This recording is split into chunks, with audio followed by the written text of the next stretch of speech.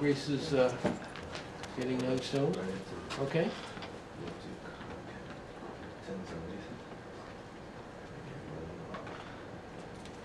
Okay. That first guy. Trying to be confusing. It confused me.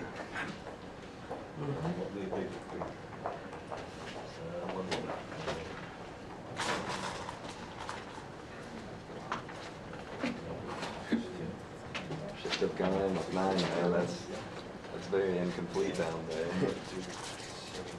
Uh-huh.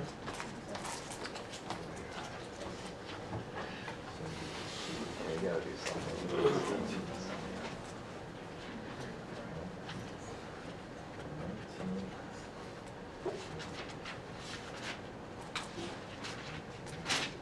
Thing is, I have no idea how to deal with her regular response to them.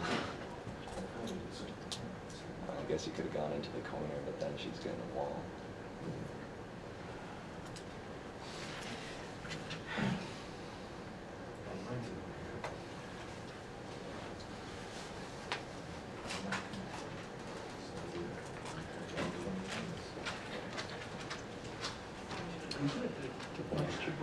Well, Black wants to do a handicap game. Great? Yes. What Black wants to do in a handicap game is that Black wants to put pressure on White without fighting with White. Let me show you a way to start this game that's going to put your stones in a better position. I realize that you may have some level of concern about this stone, but really there's nothing to be worried about. White approaches the corner, you answer the corner. I've started as White handicap games like this many times myself. White approaches the corner, you answer the corner. This stone is really not so much of a concern for you. It's true that this is what White's intention is to try and get Black moving the stone. But from Black's perspective, there's nothing wrong with that. Just for a moment, stop and don't think about White and Black. Don't think about stronger players and weaker players. Just look at the board. If you look at the lower half of the board, there are the 6 handicap stones and the 2 stones that have just been played. That means there's 8 Black stones in the lower half of the board. In the lower half of the board, there are 3 White stones. So Black has a 3 to 8 numerical advantage. This is an area where Black actually is conceptually thinking about attacking White, not about defending his own stone. Now it is true that by blocking Black's exit to the center, a certain amount of pressure is put on this stone, and the correct thing to do is to put Black's stone in motion. But the purpose is not to save this stone. The purpose is not to prevent White from taking territory. The purpose is to create an attacking position against White. So Black just walks away. And there's nothing that is that terrific for White to do. White may play here. Black keeps walking. This is the critical thing about this. Whatever White does, you just keep walking. Is there a question? Yeah, in terms of which way to walk, I was always sort of under the impression that you should walk away from strength. It seems like the left side of White's position is stronger than the right side of White's position. The connection between the 2 stones is weaker on the right. I'm just wondering what says you to go left instead of right. The other direction will be equally valid.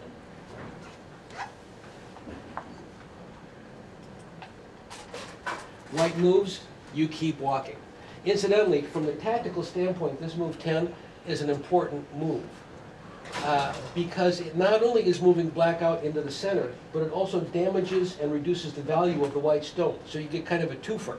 You get the advantage of a good move for yourself and the advantage of hurting an opponent's stone and giving yourself an even greater advantage. And so what's happened through here is that you can see now the lower half of the board has been divided into the right side and the left side. The right side is all Black. On the right side, now there is a 3, 6, 8, and 8 to 1 advantage of Black stones. This is where Black is intending to get good profits. The left side is a side where White has a certain level of advantage because in the left side there's 3 right stones, and in particular, because Black has kept walking. That is the critical thing. When you move your stone out, you have to keep walking. This is again getting back to the idea of completion. But it does mean that you have permitted the opponent to interpose, to come between your cornerstones and your side stones. This is not a problem. You just have to respect it. Once you get separated, you just make sure that your cornerstones are secure. Every time you get separated and sealed in, you make sure that you're secure. That becomes your first order of business.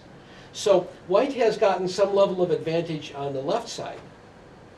Nothing spectacular. White's just, kind of turned the territory into, the area into mostly dame points, points of no value. Black's alive in the corner on the left side. And on the right side, while it's still a lot left to be played there, it's an area of overwhelming black advantage and potential. In through here. So the key concepts here are that black is thinking of attacking. Black is not thinking of defending.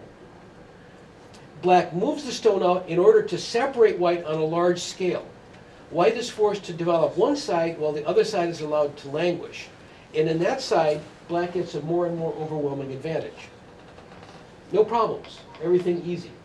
And there's no tactical difficulty about any of these moves. You're not playing contact moves or fighting, you're just walking. Step by step by step, you walk out. And because you're in the center, white only gets one move at a time. With one move, white cannot prevent you from walking away, no matter what he does.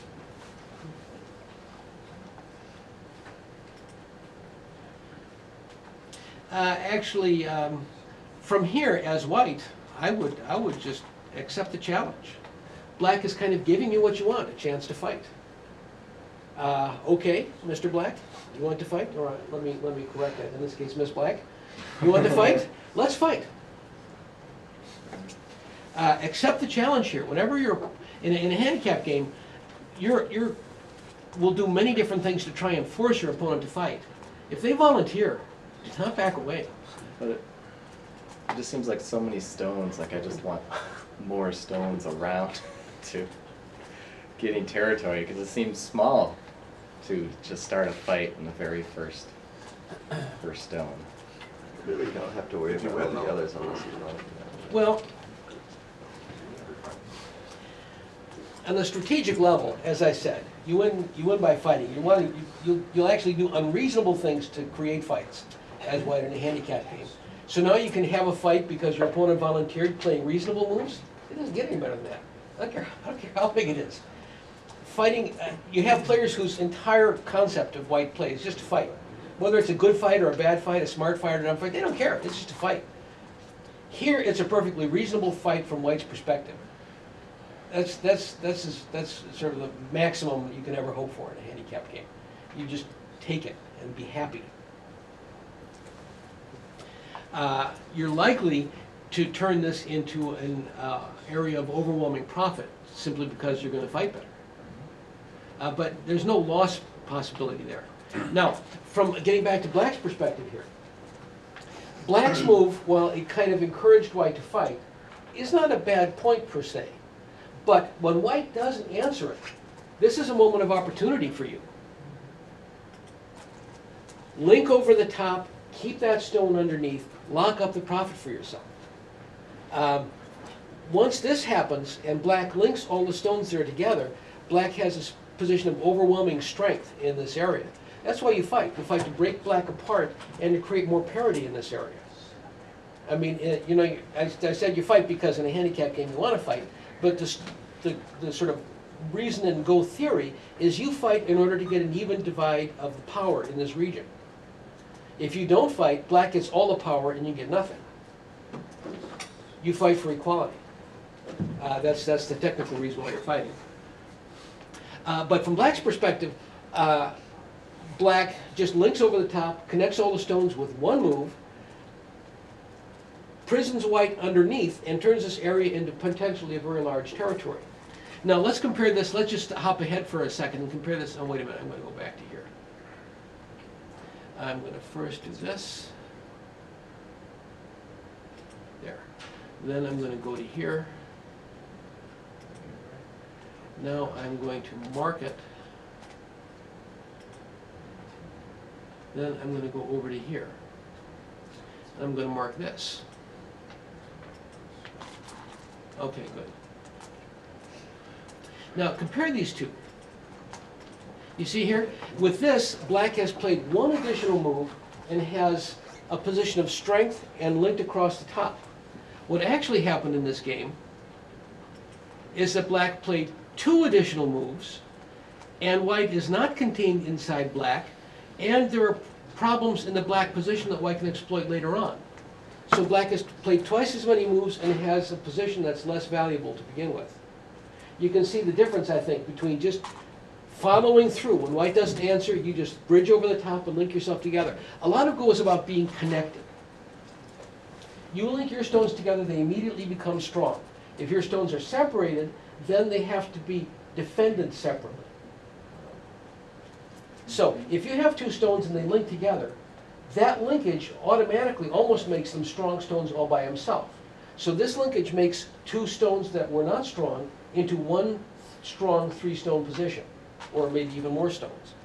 If you get separated, then you have to play defensive moves on both sides, and defensive moves are not by their nature very profitable. So you're playing moves of low profit value on two sides in order to defend your two separated positions. This is just to show you how valuable it is in Go to be linked up.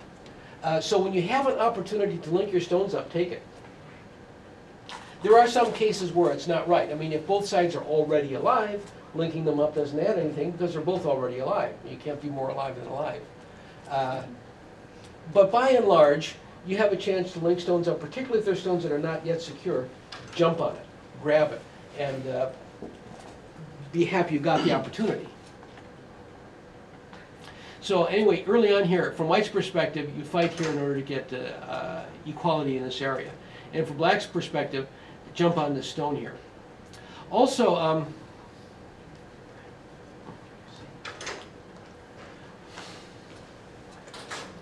security in Go does not come from having eyes or having a small piece of territory for yourself. Again, it comes back to linkage. Security in Go comes from being linked up. If you look at the value of this move, it has a certain security value for black, but let's put black down over here.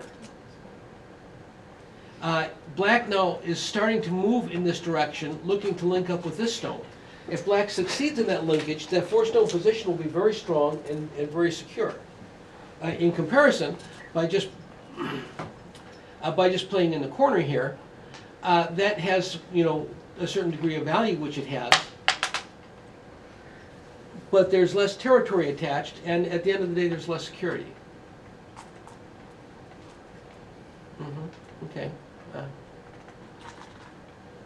Okay. This is the one thing here is that generally your best development move is the one-space jump.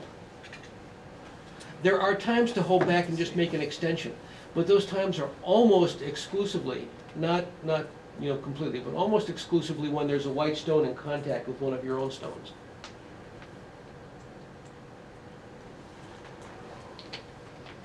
In this case, there is not.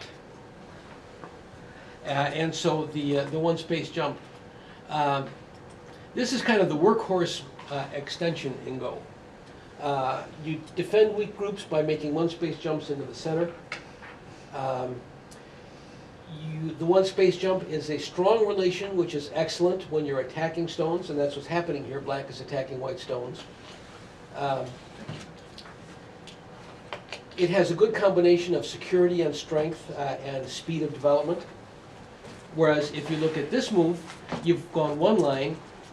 Here, you've gone two lines. You're moving twice as fast. Moving twice as fast is big. If instead of moving twice as fast, you try and move, again, a third line, that's only 50% faster, so your benefit is much, much smaller. Okay.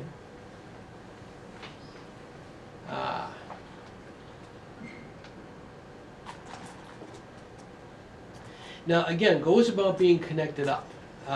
In the same way, then, from your perspective, it's about connecting your stones. From your opponent's perspective, it's about separating your opponent's stones. I would prefer to see black play here, with the idea of not letting white link up. So now he's got one group over here that needs to be defended, and one group over here that needs to be defended. In the same way that linking your stones up is advantageous for you, Keeping your opponent's stone separated is disadvantageous for him and advantageous for you. And there's no reason to fight here. If white extends, you extend. If white extends, you extend. If white extends, you extend.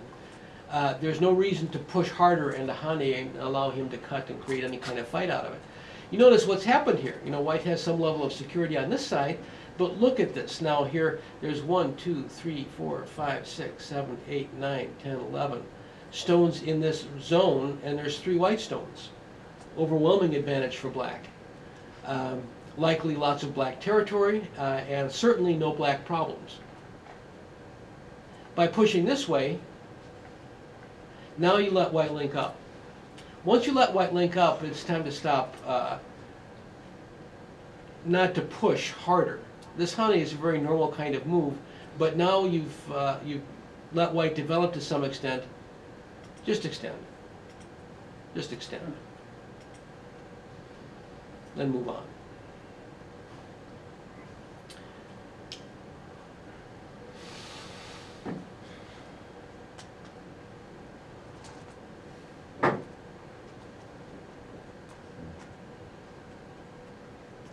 You might do something like this to kind of aim to build this area up and sort of start to establish a linkage with these stones and keep yourself connected. When can white feel that he is settled to move on to play someplace else? When he feels like black won't be able to kill him anymore? Or he has no threats that are bigger than moving like someplace else?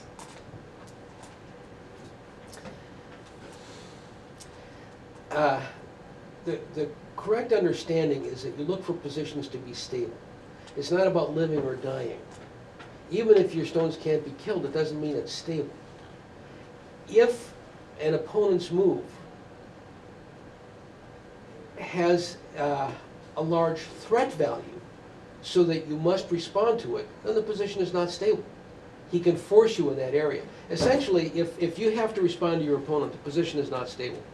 The position is stable if he can play a move and you can say, fine, I'll play somewhere else. The short story is that's how you know when a position is stable. It's not about living or dying. You have many times when your groups are alive, but the position is not stable. They're not stable because if your opponent plays, you have to answer. You are alive, but if you don't answer, you will be dead. So most of the time, that is an indication of stability. There are exceptions to that. But certainly early on in the game, if you feel that you would have to answer your opponent's move, it's not stable. It's not about, it has nothing to do with whether you're alive or dead or anything. It's just about to what extent the next move applies pressure to the opponent. That's what defines stability.